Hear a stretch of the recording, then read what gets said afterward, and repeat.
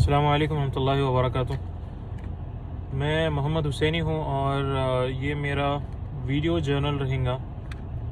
Actually मैं बहुत दिन से जर्नलिंग करने के लिए कोशिश कर रहा था, लेकिन वो मैं लिख नहीं सक रहा हूँ। मेरे से बैठ के एक जगह लिखना नहीं हो रहा। शायद ये आजकल के मॉडर्न प्रॉब्लम्स हैं, लेकिन तो फिर मैं सोचा कि किसी से मैं बैठ के अगर बात करा तो ऐसे टॉपिक्स पे मैं बात कर लेता हूँ, लेकिन लिख नहीं सक रहा हूँ। तो बेसिकली मैं ये सोचा कि एक वीडियो जर्नल जैसा बनाना ख़ुद के लिए, ताकि मेरे जो ख़यालात हैं वो एक जगह, वही जो जर्नलिंग से कॉन्सेप्ट है, जर्नलिंग से आपके माइंड में क्लैरिटी आती, आपके थॉट्स एक जगह कलेक्ट हो जाते हैं। यू माइट क्या बोलते हैं, आगे आप वक्त के साथ आपके ख़यालात बदलेंगे, लेकिन फिर भी फॉर नाउ आपके हिसाब से जो आपके ख़यालात हैं वो रिकॉर्ड हो जाते हैं। तो सबसे पहली टॉपिक आज की मैं जो सोचा हूँ वो है लाइफ, ज़िंदगी आखिर क्या है। साइंटिफिकली जो लोग साइंस में मानते हैं, करते हैं, जो ये बोलते हैं कि ज़िंदगी एक इत्तेफाक है और क्या है सब, ये सब जो कुछ हो गया बाई चांस इत्तेफाक से हो गया। ये जो हम नदियाँ, पहाड़ और ये पूरा जो वाटर साइकिल है, सिर्फ एक वाटर साइकिल को अगर लेके देख रहे हैं हम, बारिश का गिरना हो रहा और वहाँ से नदियों में आ रहा, नदियों से समंदरों में जा रहा, समंदर से फिर इवेपोरेशन हो रहा है, ये सब, ये जो एक्टिविटी है ये सब इत्तेफाक है। इंसानों का पैदा होना, उनका बड़ा होना, फिर उनसे आगे की नस्लों का पैदा होना, फिर ये सब जो साइकिल चल रहा है ये सब इत्तेफाक है। इंसान जो वजूद में आ रहा, किस चीज़ से वजूद में आ रहा और वो चीज़ बनते बनते क्या बन रही और आखिर में कैसा पूरा एक छोटा सा बच्चा बन जा रहा और बच्चा बड़ा हो रहा, उसके सिर्फ जो खुराक खा रहा उससे उसको वो चीज़ों का मिल जाना और क्या है अपने बॉडी का डेवलप होना और ग्रोथ होना, ये सब इत्तेफाक। एक बीज है, बीज को आप ज़मीन में डाल रहे हैं और उसका ज़मीन के अंदर तो ऐसा कुछ है नहीं कि है, लेकिन मतलब साइंटिफिकली जब हम देख रहे हैं तो है, लेकिन जब हम ऐसा खोद के देखते हैं तो ऐसा हमको कुछ दिखता नहीं कि अंदर एक जहाड़ है जो निकल के आने वाला है आगे बोले जैसे। सिर्फ एक बीज के डालने से वो बीज का खुल जाना, उसमें से एक छोटे से पौधे का निकलना, पौधे से पौधे का बड़ा होना, एक दरख्त बनना, उसमें से फूल पत्ते लगना और क्या है वो फूल से फल बनना और फल, ये सब कॉम्प्लिकेटेड प्रोसेस, सब एक इत्तेफाक है। पहले तो ये अगर सही समझ वाले हैं और तो ये ऐसा सोचना एक बहुत इलॉजिकल सी बात लगती। और अगर चलो मान के भी चले अगर ये सब इत्तेफाक है, तो हम ज़िंदगी के अंदर अच्छे क्यों रहना, हम किसी के साथ फेयर डीलिंग्स क्यों करना।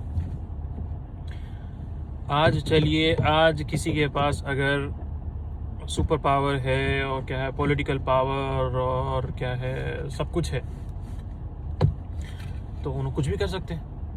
अब मान के चलिए आप ही हैं, आपके पास हर एक चीज़ है, आप दुनिया के कोई कंट्री का नाम नहीं लेना चाह रहा हूँ, लेकिन आप किसी बहुत बड़े कंट्री के प्रेसिडेंट हैं या फिर कोई कंट्री के किंग हैं या कुछ भी है, और आप कुछ भी जुर्म करें तो आपको पूछने वाला कोई नहीं है। अगर ऐसा है तो आप कुछ भी कर सकते हैं, आप किसी को मार सकते हैं, आप किसी को तोड़ सकते हैं, किसी की जान ले सकते हैं। आप फेयर क्यों रहना। अगर चलिए ये सिनेरियो को साइड में हटा के दूसरा सिनेरियो देख रहे हैं, अगर हमारे पास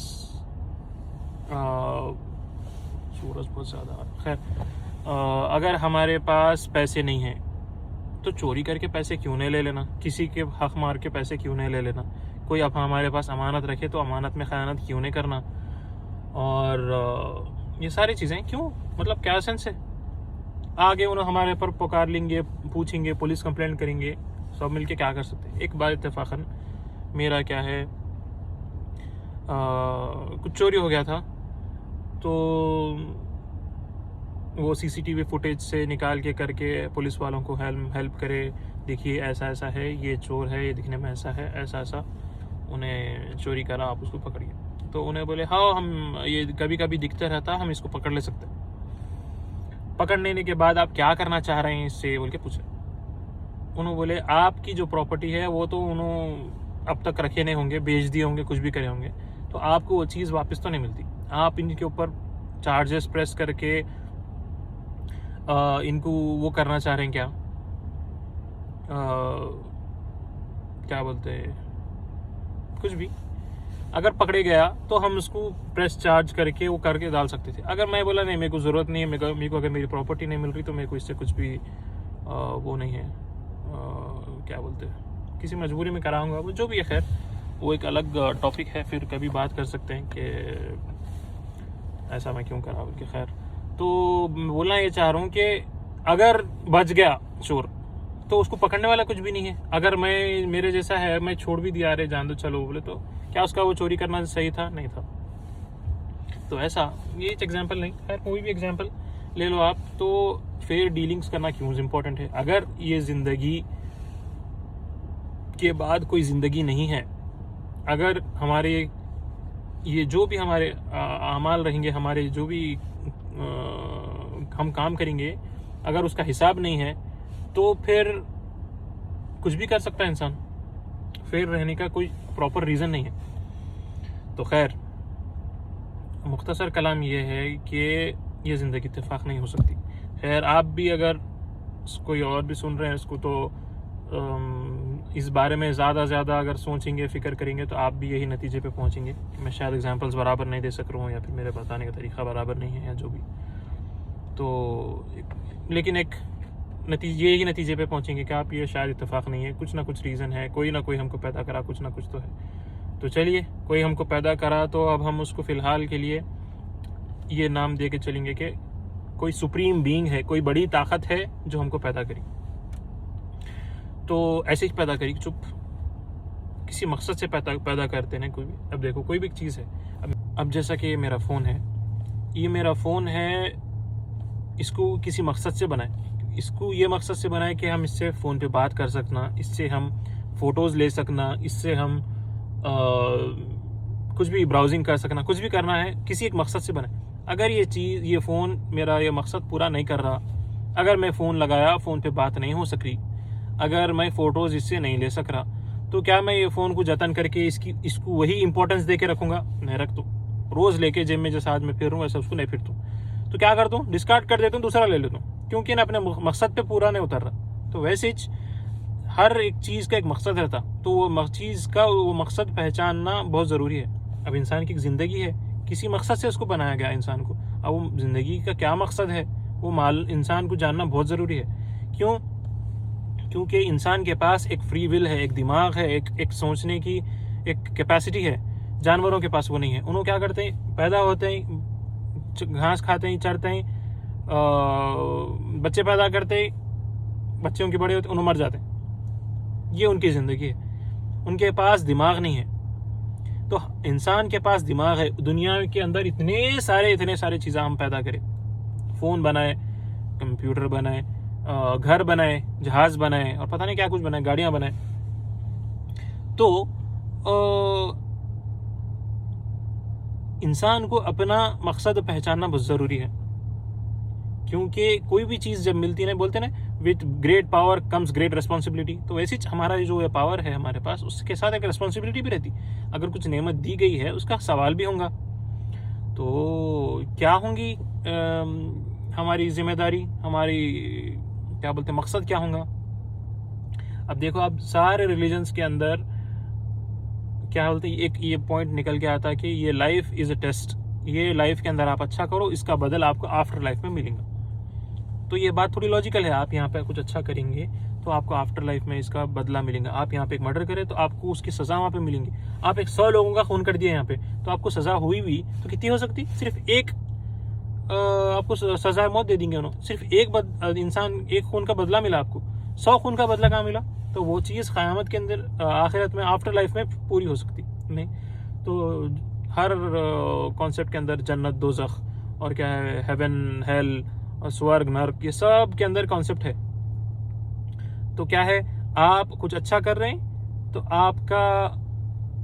आपको क्या है, बाउंटीज, आपको नेमतें मिलेंगे जन्नत के अंदर। अगर आप कुछ गलत काम करें तो आपको उसकी सज़ा मिलेंगी। तो ये एक लॉजिकल रीजनिंग जो पिछले थोड़ी देर पहले हम जो बात कर रहे थे उसी का फिर से वो आ गया फ्लैशबैक जैसा, तो उसका एक प्रॉपर रीजनिंग मिल रही।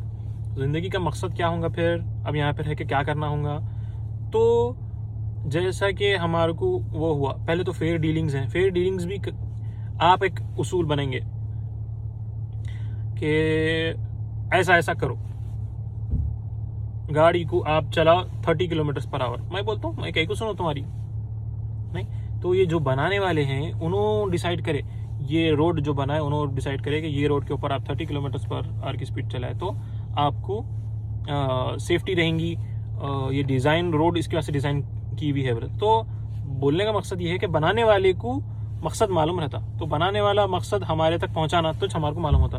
तो अब हर दौर के अंदर अपने अपने रिलीजन्स के अंदर किसी न किसी ज़रिए से teachings the supreme being the God क्या चाह रहा वो हम तक पहुंचाए गए। इस्लाम के अंदर, जुडाइज़म में, क्रिश्चियनिटी के अंदर पैगंबरों के ज़रिए, और दूसरे दूसरे रिलीजन्स में जो भी ज़रिए से है। तो पहुंचाए गए। क्या है वो रिलीजियस टीचिंग्स। तो अब हम ये रिलीजन क्या है और उसके बारे में हम तफसीली बाद में बात कर सकते हैं, लेकिन मुख्तसर कलाम ये है कि ज़िंदगी खुदा के, गॉड के, सुप्रीम बीइंग के मर्ज़ी के हिसाब से जीना, अपनी मर्ज़ी को रोकते हुए, समझ रहे हैं आप, अपनी मर्ज़ी में को हमें को कुछ करना बोल रहा, कुछ गलत काम करना बोल रहा, मेरे को पैसे दिखने सामने इसके पास से मैं पैसे ले लेना बोल रहा दिल, मगर मेरा खुदा क्या बोल रहा, मेरे को सुप्रीम बीइंग के ऑर्डर्स मेरे ऊपर क्या है कि आप ये नहीं करना, आप ये करें तो आपको ऐसा ऐसा है। तो ये चीज़ को मानते हुए ज़िंदगी गुजारना है, बस वही सब करना है जो दूसरे लिविंग क्रिएचर्स भी करते हैं। पैदा हो रहे हैं, बड़े हो रहे हैं, बच्चे पैदा कर रहे हैं, खा रहे हैं, पी रहे हैं, गुजर जा रहे हैं, लेकिन इसके अंदर अपने खुदा की ओबीडियंस को लेते हुए चलना है। अगर ये नहीं करके सिर्फ इसी ज़िंदगी के अंदर सब कुछ हासिल करने के बारे में अगर हम बात कर रहे हैं तो इससे क्या हो सकता, क्या नहीं हो सकता, उसके बारे में एक छोटी सी एक एग्जांपल है, एनालॉजी कि अब देखिए एक ज़िंदगी क्या है, एक टेस्ट है, एक सफ़र है, एक जर्नी है।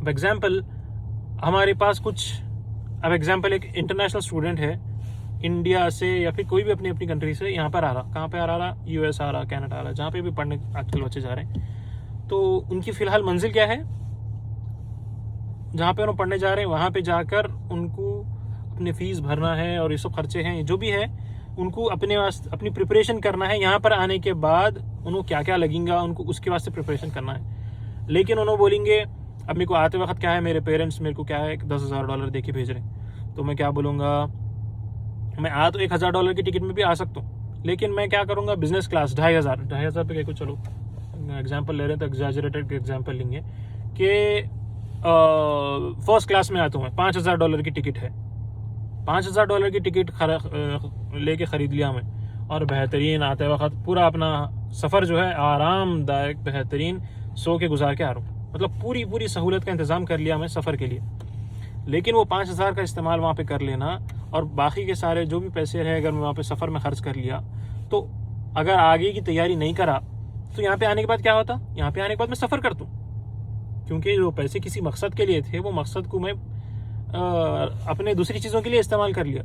तो वैसे ही ये ज़िंदगी अल्लाह ताला हमको दिए या हमारे को जो भी एक सुप्रीम बीइंग गॉड खुदा जो भी आप बोल रहे हैं उनको आपको एक ज़िंदगी दिए, उसको अगर सही जगह पे नहीं लगेंगे, सही जैसा लगाना है जैसा नहीं लगेंगे, जितना ज़रूरत के हिसाब से नहीं लगेंगे, ज़रूरत से ज़्यादा अगर उस चीज़ में लग जाएंगे और आखिरत की और उसके बाद की जो असल जो मंजिल है उसकी फ़िक्र नहीं करेंगे, तो हम सफ़र करेंगे इन आवर मंजिल, हमारी आफ्टर लाइफ में हम सफ़र करेंगे।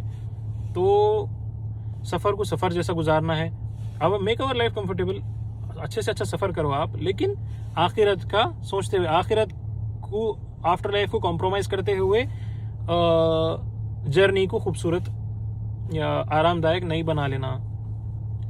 वर्थ इट नहीं है। फिर आप समझ रहे होंगे ना मैं क्या बोलना चाह रहा हूँ। तो बस फ़िलहाल तो यही है। अगली बार जो अलग अलग रिलीजियस के कॉन्सेप्ट हैं खुदा के बारे में, तो उसके बारे में बात हो सकती, रिलीजन के बारे में बात हो सकती, तो उसको किसी अलग मौके के लिए रखेंगे इंशाल्लाह। तो ठीक है, फिर आज के लिए इतना काफ़ी है। ठीक है, चलिए, अल्लाह हाफ़िज़, अस्सलामु अलैकुम रहमतुल्लाहि व बरकातुहू।